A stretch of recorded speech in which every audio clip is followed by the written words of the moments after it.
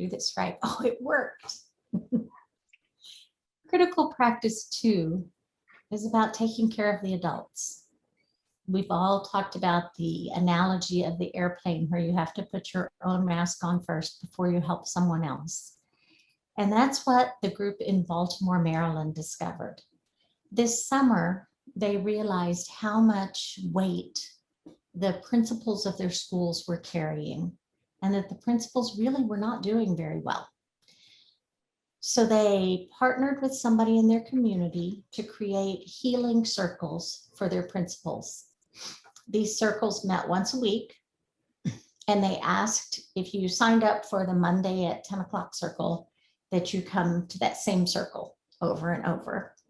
At first, it was facilitated by someone from the nonprofit, and after a few weeks, it transitioned to being facilitated by the participants themselves. So principals would gather, they would have a safe place to talk about how are you doing, what are you struggling with, what can we help each other with? And they limited them to principals at first so that they would have a safe place. These circles were so successful that they continued into the fall, and the district added more circles for other roles. So there were circles for teachers, there were circles for assistant principals, there were circles for people from central office, giving each group of people a safe space to share and work together to solve issues and process their emotions. The tool for critical practice 2 is self-care circles. So this tool provides guidance on how to create a space where participants feel supported to seek a deeper understanding of themselves and others. We love this tool because it's so simple, not easy, but simple, and participants will walk away with strategies to care for themselves mentally, physically, emotionally, and spiritually. Also, because they're doing it in the circle, there's this element not just of self-care, but of community care, which we think is also really important. And if you look at the tool that Sherrie just pulled up, you'll notice at the bottom, there's tabs that say planning for it, how to do it, the research behind it. So they really set up folks to take these strategies and start implementing right away in their own context. Thank you, Heather. Critical practice 3. There are so many stories about student work that we could share about students using their SEL skills in the community, sharing what they've learned with their families. I remember one little boy telling me one time, or his teacher telling me, that this little boy had gone home and his grandmother was very upset about something. And he said, Grandma, you need to stop. You need to breathe. And he showed her how to do some belly breaths to calm down. And this was like a kindergartner, very small child who took his knowledge home. What I want to share with you today is 2 tools from Palm Beach County, Florida. On the right, this is a morning meeting slide.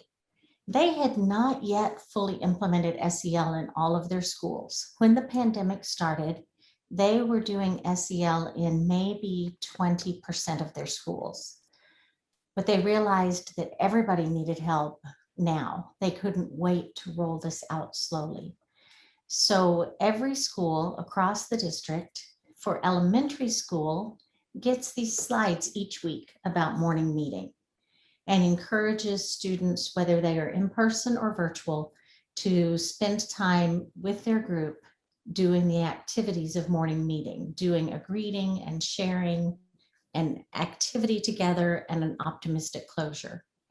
What they found over time is that while it's hard to get students to turn on their cameras for math class, last week I was watching a class online and I cannot tell you how many ceiling fans I saw pictures of, because they had to have their camera on, but that didn't mean they wanted their face to show.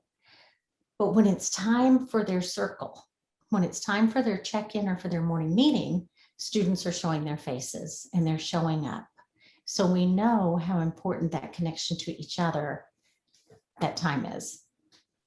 At the secondary level, for the first time this year, they gave check-in ideas to all middle schools and high schools.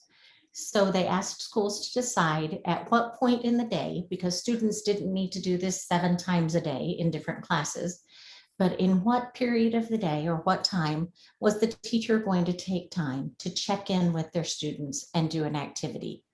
Lots of times it's a simple question for students to sit in a circle, well, or a virtual circle, and just talk about, what does this quote mean to you? Or what does this term mean to you? Just to give our young people a way to check in and talk with each other. Thank you, Sherrie. The tool for Critical Practice 3 is 5-minute chats with individual students. So this tool provides a structure and sample questions for one-on-one chats to hear about your students' experiences, know them as individuals, and be responsive to their needs. We love this tool because of its intentionality. As educators, we all strive to connect with students, but the tool helps ensure that we go a little bit deeper with all of our students, including those students that we might not connect with right away.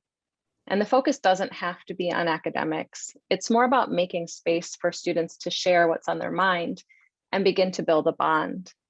I think that it's important as educators that we don't underestimate the power of these small connections.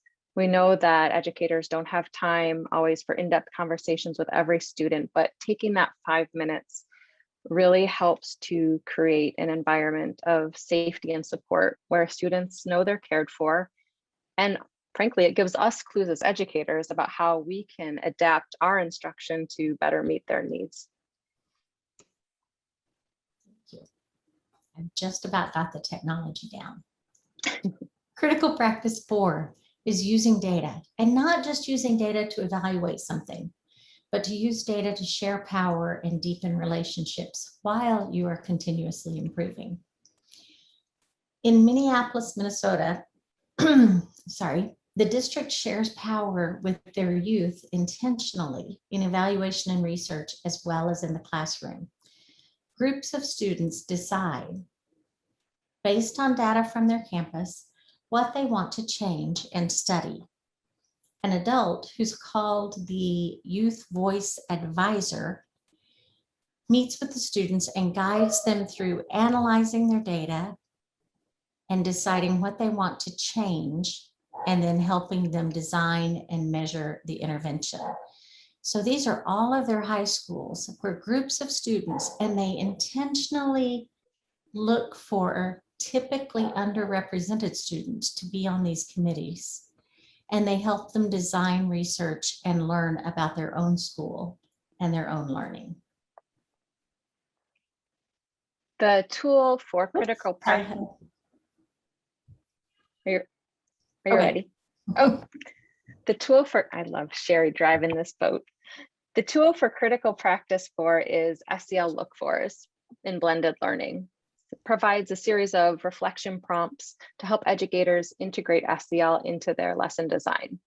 So we know there are some very real limitations to trying to integrate SEL into virtual learning that we're all struggling with, but a tool like this can help you be thoughtful and creative about the things that are within your control, including some of the ways that you engage and support your students.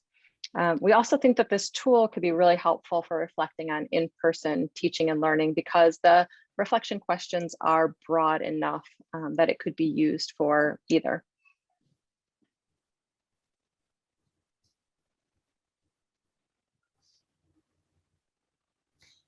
We want to put in one more plug for the guide from Educación 2020. It parallels the CASEL guide. It has the same 4 critical practices, but it's so full of examples and information specific to your community. If you haven't gotten a chance to spend much time exploring it, we hope you will, because even while we've tried to read it in Spanish, and our Spanish is probably not as good as your English, we can still understand enough of it to know how helpful it is. So at CASEL, along with that warm welcome that we did, we always do an optimistic close as well.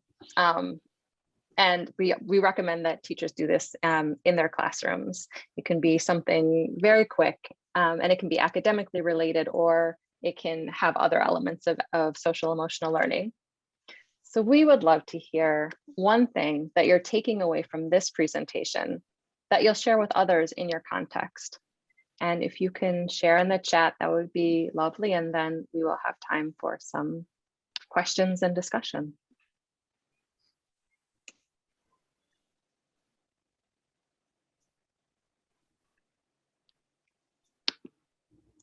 Oh, one thing that you are taking away from this presentation that you'll share with others.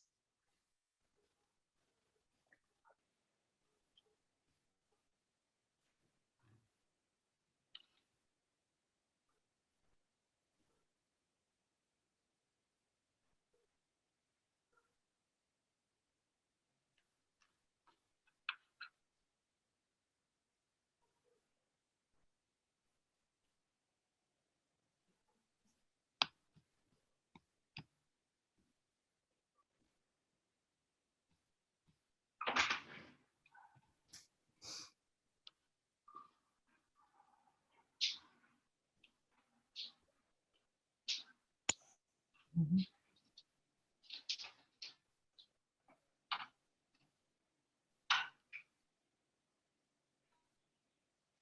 Mhm. Great.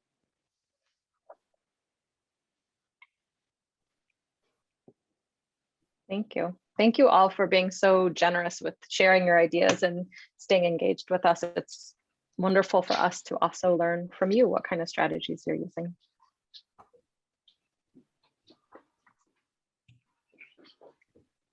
And Rosia, we can have questions from you, or we have notes of some questions that were sent to us, if that's easier to do.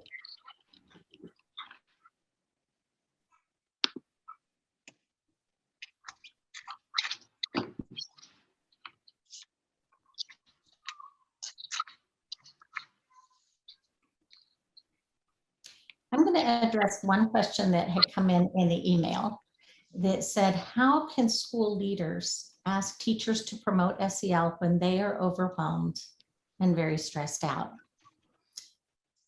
And I would say this is a very hard job of school principals and directors, and a very critical job.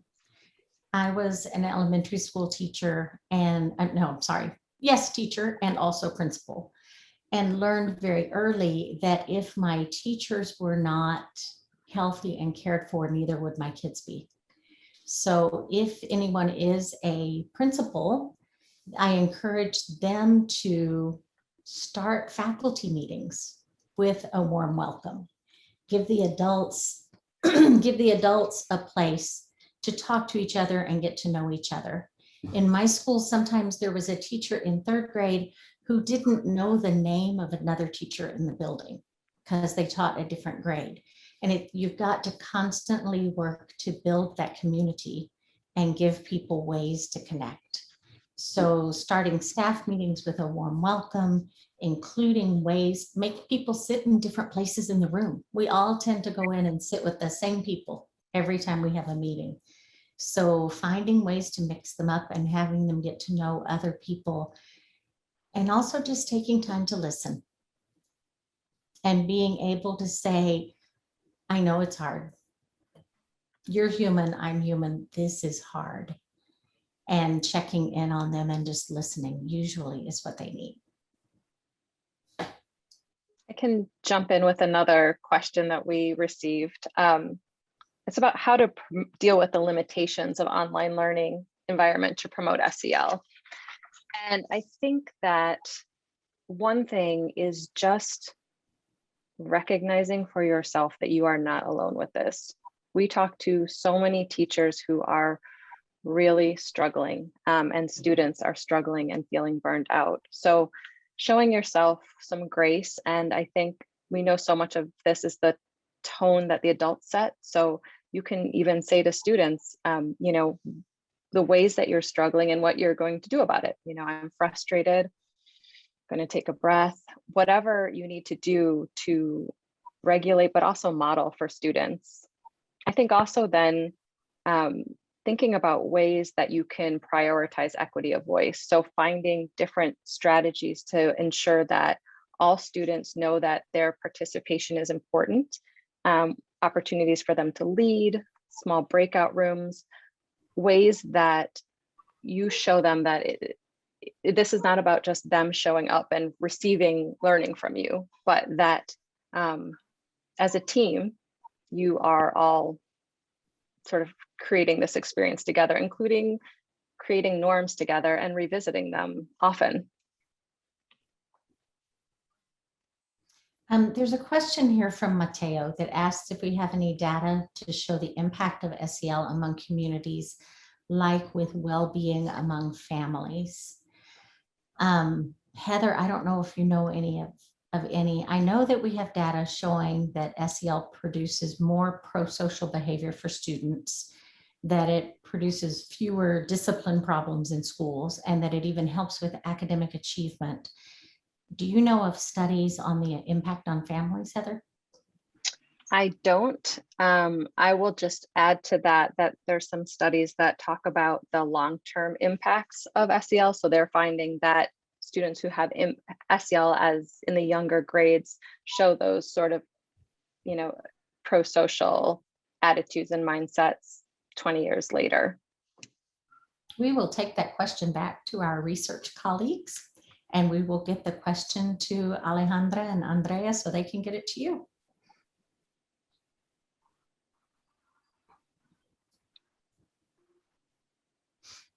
There are two questions that ask about an example of optimistic closure. So we end most meetings with optimistic closure, and it doesn't always mean something happy necessarily. Some people think it means, and it can be sometimes reading a quote or a poem or something to inspire people as they leave. Most often we use it kind of as a reflection to say, what are you taking from this time that you're going to carry forward? So for students, it can almost be an exit ticket.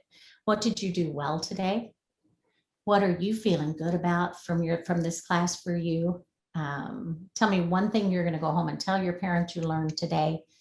Lots of things like that. All just put, I want to say, put a bow on the package, on the class, to say our time is ending. And we also know that all of us remember things that happen at the beginning and at the end of an event. That's where our memories are strongest.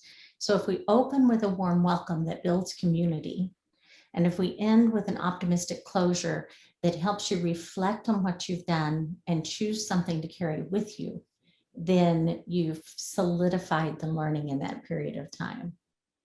Absolutely. And just adding to that, we know that having those kinds of routines can be very calming for students, especially students who have experienced trauma. So when we start class in a certain way and end it in a certain way, there's some predictability.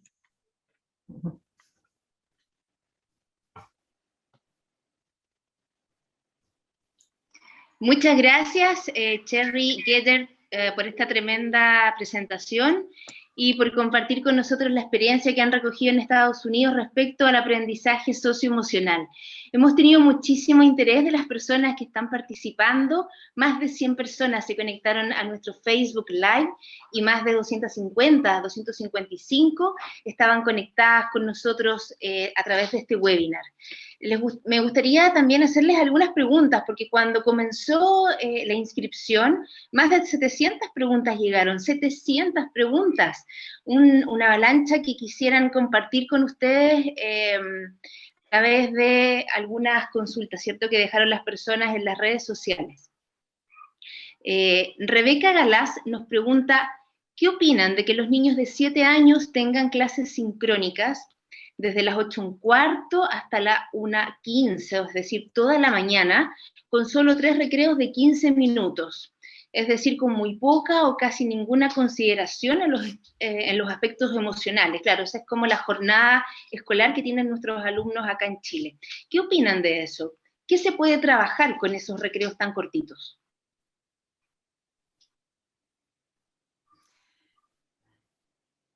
So I would say many things. We've talked about openings and closings. We also would focus on brain breaks. We know that every 20 to 30 minutes, the brain needs a chance to process what it's been learning. And for students who are 7, they need a chance to move for a minute. So we would recommend doing something physical, even if it's just standing beside your desk and doing jumping jacks or deep knee bends for a minute.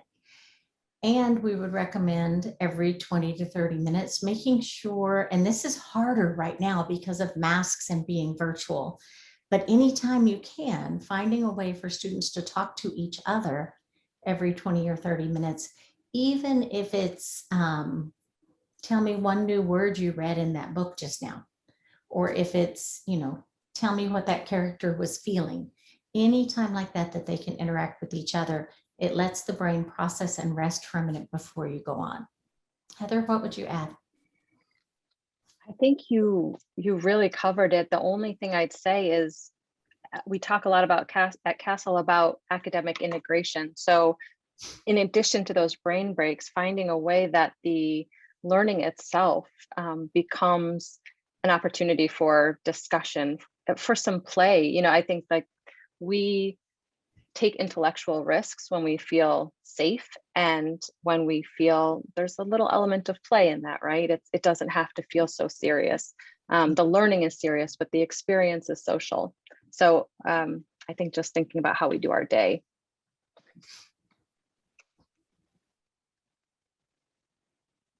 And yes, a short Perfecto, dance. muchas gracias. Veamos ahora otra pregunta que nos dejaron en nuestras redes sociales que tiene que ver con las horas del día. Dicen que son muy pocas las horas del día para alcanzar a hacer tanto. Luisa Espinosa nos pregunta cómo hacerlo desde el aspecto socioemocional para lograr que todo lo que ustedes plantean logre hacerse de una manera efectiva, cómo distribuir los tiempos, cómo arreglárselas para que puedan estar presentes en la casa, con los niños, en el colegio, en esos recreos tan cortitos, cómo hacerlo. Do you want to go first, Heather? Yeah, I mean, I think one thing to consider is that SEL fundamentally involves a shift in mindset. And sometimes we say at CASEL, it's not one more thing on the plate, it is the plate. So while definitely feel empathy for that experience of trying to, feel like there's so much demand and that you have to pack in things with your students, it's not something to check off a list. It's a way that you approach things. And I would say it gives you time back because it really deepens and enriches the learning. And I think that, for a long time, not for a long time, but it is easy to think that social emotional learning is a separate lesson. And we would encourage you not to think of it that way, but to think of something that becomes a part of your other lessons. We know that students can't learn, they can't access the front part of their brain until they feel safe and until they feel accepted. So anytime you spend on building relationships with students will pay you back later. As Heather said, it's going to save you time later if your students feel safe and loved and supported so that they can access their brain from learning. And then we would say we're back to academic integration. How do you say, okay, this week we're working on recognizing what you're feeling. But that doesn't mean you just talk about it as a separate lesson. That means that when you're doing language arts and you're reading a story, you talk about, what is this student feeling? How do you know? What do you feel when you read this? What do you feel as you're going to recess? Or if you're going out to play, or as you're going to lunch? But it's finding ways to plug it into those 30-second increments instead of making it a separate lesson. And we agree, it's hard. It's not easy. It's just you have to start thinking about it as, where can I put this in? Just like you put in little reminders about rules or little reminders about homework even. How do you put social emotional learning into those little spaces?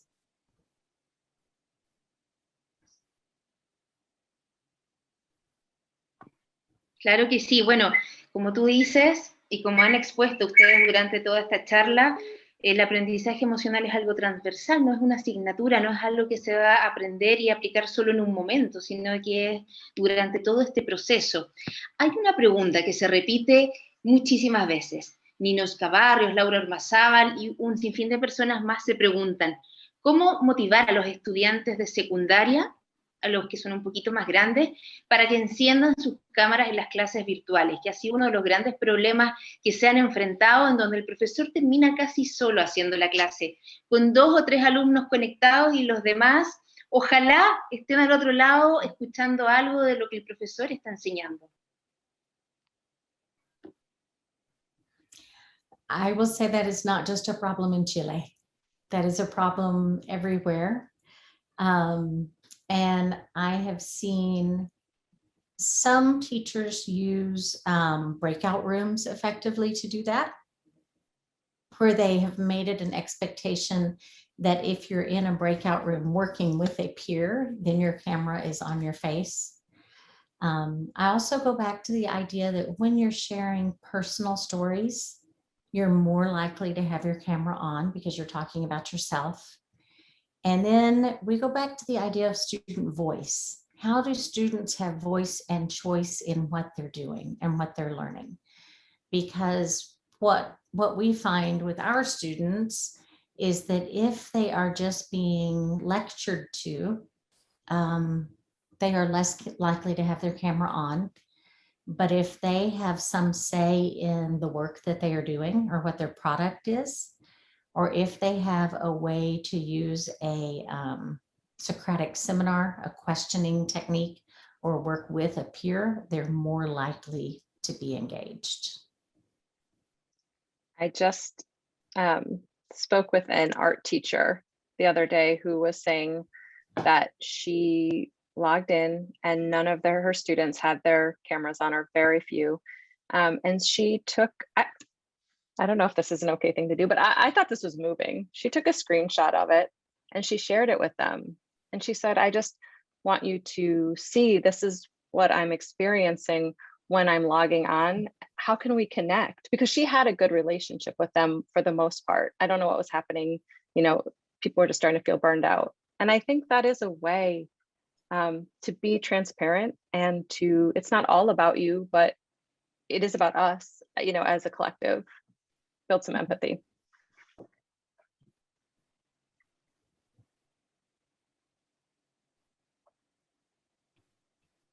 Sí, eso es verdad. Hemos tenido la experiencia de colegio justamente donde los profesores se sienten súper incómodos al momento de elaborar su clase porque no hay alguien conectado, no hay un alumno como, efectivamente esa es la palabra, conectado, escuchando al profesor.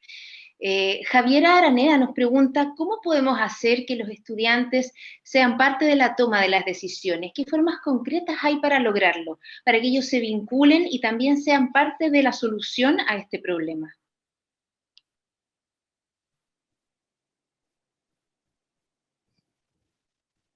I think some of it is, you know, you can think about the classroom as sort of a microcosm for the bigger world. So finding ways to have students help create the classroom norms. What do we want to see? How do we want to be in this classroom? How do we hold each other accountable?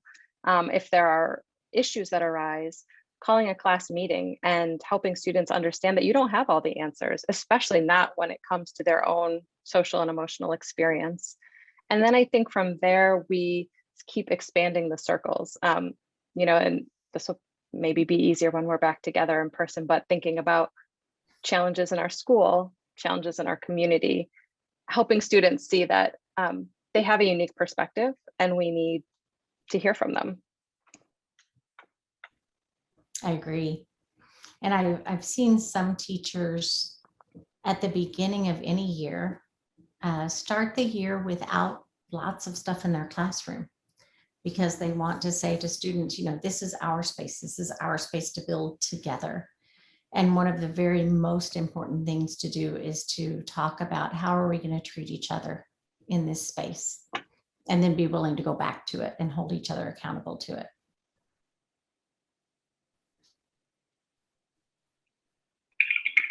Claro que sí. Otra de las consultas que se repiten dentro de las que llegaron, yo les decía, de las 700 que nos llegaron al principio cuando se inició la inscripción del webinar, y justamente ahora cuando ustedes nos han ido conversando y relatando su experiencia, es qué opinan respecto a realizar diagnósticos sobre socioemocionales en la comunidad educativa, especialmente para equipos directivos, docentes y para las familias. ¿Qué piensan de eso?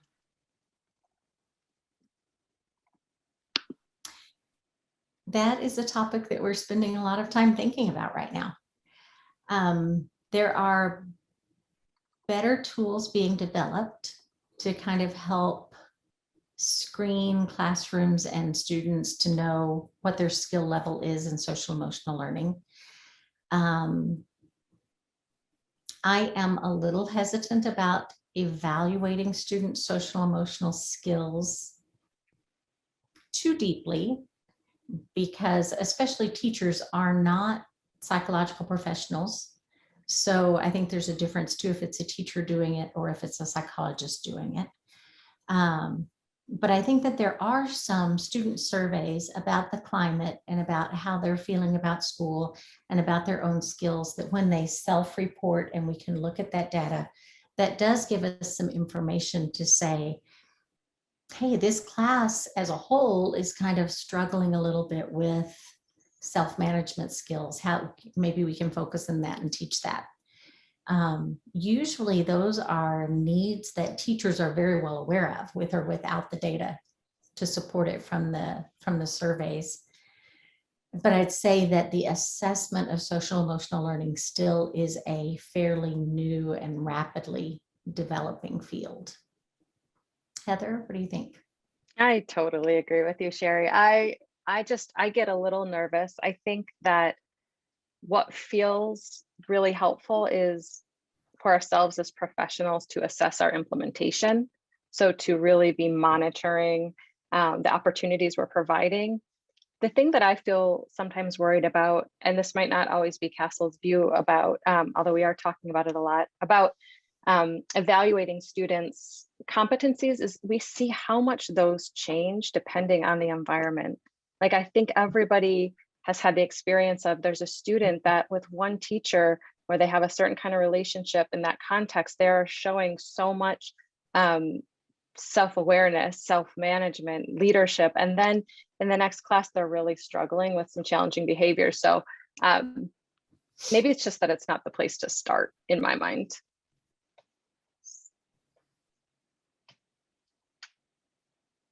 And like Sherrie said, most educators probably have a sense of what's happening in their class collectively, right? Where they might want to provide some more learning and opportunities to practice. Ok, y en base a lo mismo que ustedes nos acaban de relatar ahora, incluso teniendo como consideración que, claro, los profesores no son psicólogos o quizás no son las personas como con los estudios, pero aún así son las que conviven a diario y hacen la contención con sus alumnos. ¿Cómo se puede motivar a los padres y a la comunidad a comprometerse entonces en la educación de los hijos y de las hijas en tiempos de pandemia? ¿Cómo ser ellos de alguna manera la contención y el refuerzo que necesitan para poder estar en la sala de clases atentos? ¿Cómo lograr que los niños entonces se comprometan?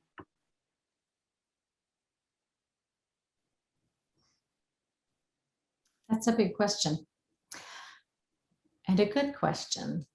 I think that families are doing the very best they can right now.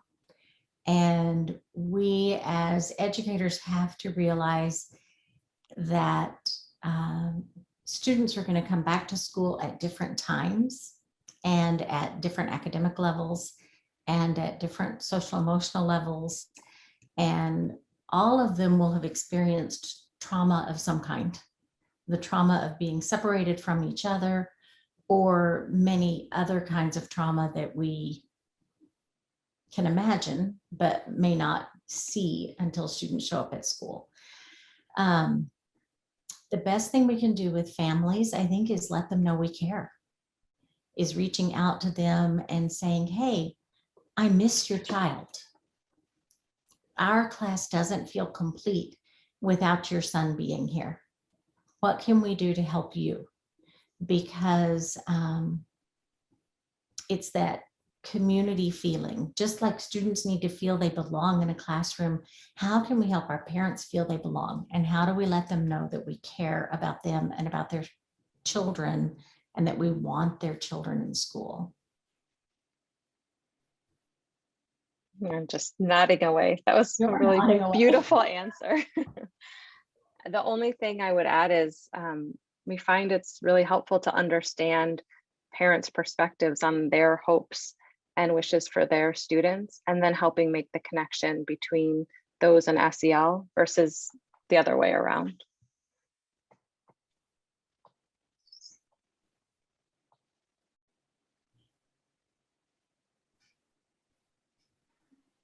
Es verdad, esa es una bella reflexión a la que nos están invitando. Les queremos agradecer enormemente la generosidad que han tenido por compartir con nosotros esta tarde, esta tanda de preguntas, además que la gente les está haciendo con mucha curiosidad y con muchas ganas de aprender para saber manejar el aspecto socioemocional durante esta pandemia que ha sido definitivamente muy duro. Queremos invitarlos a todos los que nos están escuchando, mirando esta tarde, a que nos dejen sus preguntas, nos dejen sus comentarios en el chat ahora, para ver cómo se sintieron, para ver qué piensan después de esta reflexión, de estas palabras que nos han compartido Sherrie y Heather, y para que podamos leerlas y compartirlas antes de que terminemos este webinar. ¿Les parece? Voy a abrir acá para poder ir leyendo. Ya veo que nos están escribiendo. ¿Qué dice? Evitar el prejuicio, desarrollar la empatía y el respeto. Muchísimas gracias, muy inspirador. Un gran aporte y un apoyo a los docentes.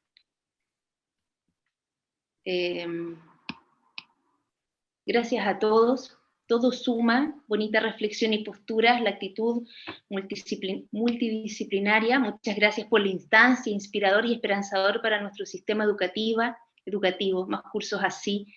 Aprender a ser más empático, nos dice Juanita. Gracias por la reflexión, empatizar con lo que están viviendo las familias y los estudiantes. Alex dice, ilustrativa y estimulante presentación, digna de todo elogio. Hermosa charla, muchas gracias por tanta luz. Aprender de otras realidades, nos dice Javiera, es un tema muy difícil, pero necesario. Los docentes debemos hacer un esfuerzo, nos escribe Maribel Paez. Excelente webinar, muchas gracias. Hay que aprender de otras realidades, nos dice Javiera. Excelente, un tema muy difícil, pero necesario. Sin bienestar, ay, se me fue ese comentario, sin bienestar emocional, los estudiantes no aprenden, y sin bienestar emocional, los padres. Wow, tenemos muchas respuestas, se me fue ese, lo siento, lo estaba leyendo. Enseñar con más valores y habilidades que contenidos, que los niños del mundo conversen, muchas gracias.